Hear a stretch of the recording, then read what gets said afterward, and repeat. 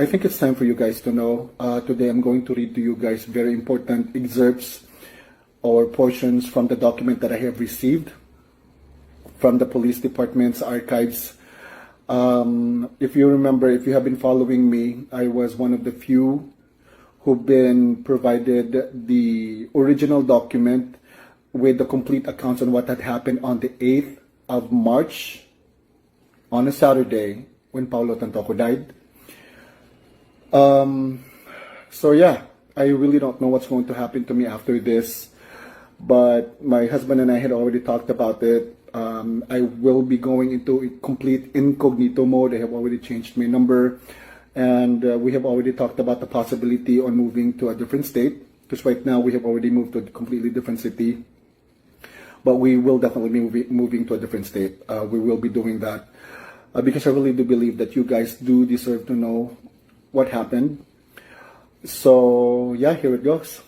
So if you have been following me, you should know by now that I have received a couple of documents from the archives dito sa police department katong nahitabo dito sa Pizza Utso sa Marso katong namatay si Paulo Tantoco. First document is the complete account of what had happened there. Hinatag siya mismo sa akong kanang kliyente. Nagkatabaho gid mismo dito sa archives. That was a couple of days after that incident. And then the second document is katong naglibog kung anong gisendan ko nila. Pizza 5 man to sa Abril siguro. Basta nakadawat ko first week of April nga nakadawat ko kanang document stating na dili ko no sila hatag og any information about what had happened there. Apparently it's because it is now considered as a high profile case. Motong hinungdan nganong ni refrain na sila from providing any information as to what had happened there. Because if you can remember atong pag Pizza 2 sa Abril, first week of April basically, na ini-visit nila dito sa police department, and then the case had been superseded on the first week of April, and moto nakadawat ko document sa Pizza 5 via email, nga ako silang gitawagan confirming what is happening, ang anong gisendan mo ko ninyo, na katong na makistorya na gidunta ko sa akong contact. Pero luckily, I was able to talk to my contact person, and then the person basically just explained to me what had happened on that day on the first week of April. And the second or the third document kanong ako nadawat is the only allowed information that they can provide, because after all, this is America. There is the Freedom of Information Act. Basically, if there's any information that concerns public safety, it will be provided. Kay freedom of information there is really big man in America. You can actually have that information by request as long as you are able to pay a hefty amount of money. And oh, by the way, you guys, before I go through the important information in the documents that I have here in my possession, let me just remind you guys that the information that I will be divulging in this video is very explicit, and I will only be reading information that is only allowed of me to divulge, because after all, this is still an ongoing case. It's still under investigation, and whatever information that I will be putting out in public may make or break the case, and I really don't want to ruin the ongoing investigation, because this is now considered as a high profile case, and I really don't know what will happen to me after I go through these documents, but it is what it is. I have already made up my mind, and I will be reading it to you guys. So let me go through the first document that I have here. This is actually the last document that I have received from the archives from that police department, and I believe this is the same document that Maharlika has in her possession. And this document has some accounts of what had happened over there, but it is not complete, because after all, as what I've said earlier, the case is still under investigation. So this is what I have here. I have redacted some important information on there that includes my complete name, my legal name here in the United States, and my address. So I think this is what Maharlika has in her possession. So let me read that to you real quick. This letter is in response to your request. The request under California Public Records Act, the act in which you seek a copy of Police Report 2005 000 11805 the electronic request made to the Beverly Hills Police Department, BHPD, on blah, blah, blah. The BHPD has determined that the request in part seeks copies of disclosable public records in the BHPD's possession. So under that, if you are going to check on here, it has the description of the crime. It is actually considered as a death investigation and a crime. So it says here also reported date, March 8, 2025, at around 11:32 a.m. Time of the incident, March 8, 2025, 11:32 a.m. Victim age, Juan Paulo Tantoco, 44. Summary of the incident. On Saturday, March 8, 2025, at approximately 11:30 hours, officers were dispatched to the Beverly Hilton Hotel regarding a person not breathing. Officers entered the room and observed hotel security performing chest compressions on an unconscious male subject. Officer took over with life-saving measures and subject was pronounced deceased at 12:05 hours by the paramedics. So I believe this is the same document that they are sending out to everyone if ever mangayo ka ng document ba kay manghatag mo gina sila, public records mo gina siya. So mo rin ang allowed nila nga pwede nila mahatag sa public, no? Very vague. It does not have complete accounts on whatever happened on that fateful day on the 8th of March. And the second document that I have here, let me just read that on my computer. It's right here. This one, I received this on the 5th of April. Let me read it to you real quick.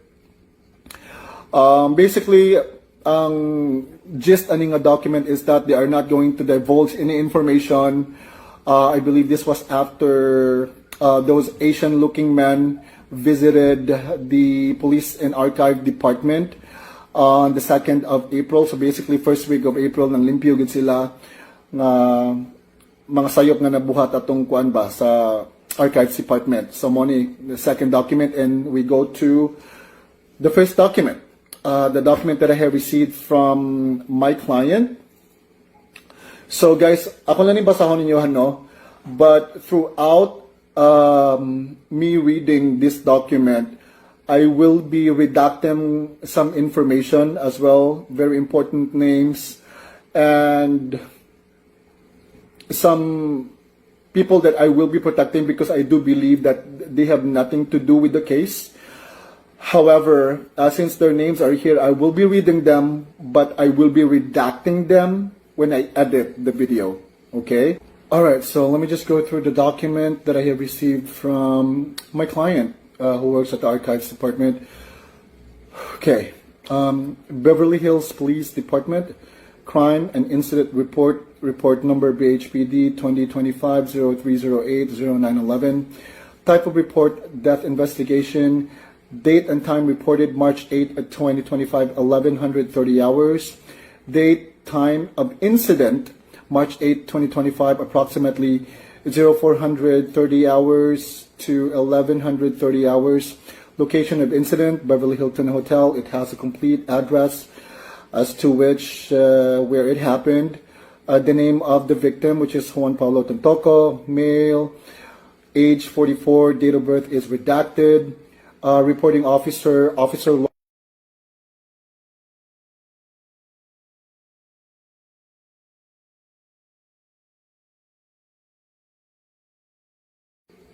narrative summary. On Saturday, March 8, 2025, at approximately 1130 hours, BHPD dispatch received a 911 call reporting an unresponsive male individual located in room number at the Beverly Hilton Hotel.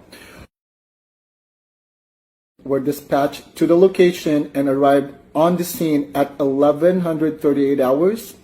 Upon entry to the unit, responding officers observed a hotel security performing chest compressions on an unconscious male subject, later identified via identification cards as Juan Paulo Tantoco, date of birth redacted, age 44. Officer took over administering CPR until Beverly Hills Fire Department BHFD paramedics arrived on scene at approximately 1145 hours. BHFD personnel assumed life-saving efforts. However, after approximately 20 minutes of advanced cardiac life support, ACLS measures, the subject was pronounced deceased on scene at 12:05 hours. Notification was made to the Los Angeles County Coroner's Office, who took custody of the body for examination. Now we go to the witness statements. Date of birth redacted. Stated that she and other associates, including and the decedent, had dinner at the Waldorf Astoria on the evening of March 7, 2025. She observed Mr. Tantoco exhibiting signs of distress, including profuse sweating, incoherent speech, and visible disorientation. She recalled inquiring whether he required medical assistance, but Liza Marcos reportedly downplayed the symptoms and suggested that Mr. Tantoco return to his hotel room to rest. So there are so many statements here from different witnesses, but I'm just going to read a couple of statements from very important people that I believe has something to do with the case. So the second statement from the witness that I'm going to read is from date of birth is redacted. Mr. corroborated the timeline provided by Mrs.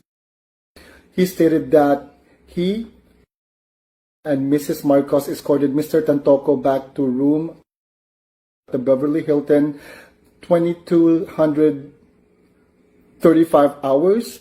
A continuation of the gathering occurred in the penthouse until approximately 0100 hours on March 8, 2025 on a Saturday, the next day, when some guests departed. Third statement from a witness is from date of birth is redacted. Mr. remained at the party in room 5 along with Mrs. Marcos and Mrs. He reported that between 0445 and 0515 hours, Mr. Tantoco began convulsing. He confirmed that Mr. suggested calling emergency services but was reportedly discouraged by Mrs. Marcos, who stated that the behavior was a typical reaction to excessive recreational substance use.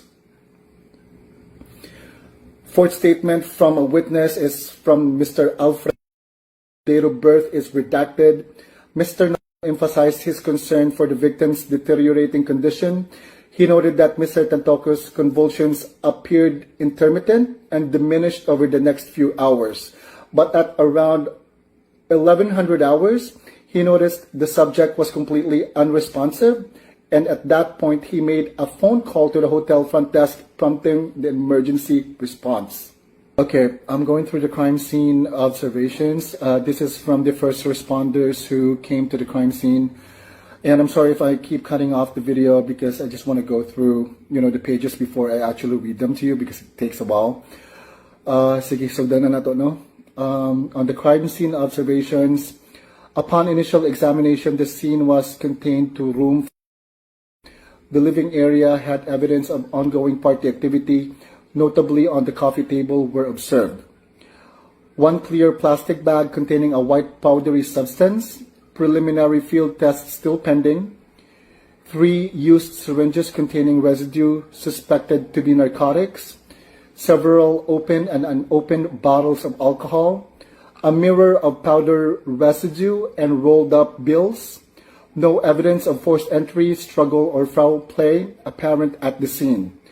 Photographic documentation of the scene was conducted by Forensic Unit Officer C, and all physical evidence was collected, labeled, and submitted to the BHPD evidence room under chain of custody protocol.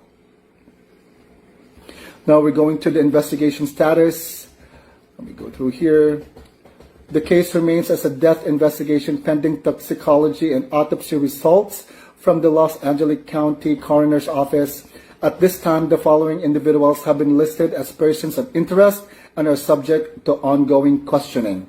So it has so many names on there that are listed, but one name stands out, which is Liza Marcos. That's what it says here.